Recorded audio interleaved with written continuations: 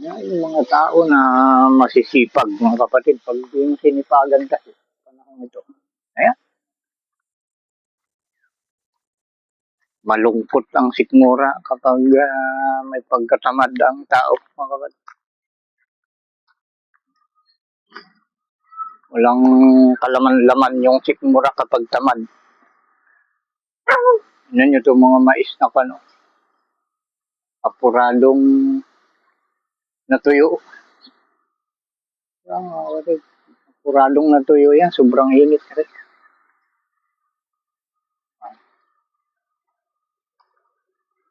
Wala nga tang papayang ano, matibay sa ano. Ah, matibay sa init. Ang papaya.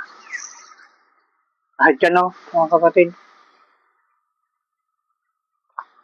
Yan. Yan yung mga halaman na matibay sa init, mga kapatid.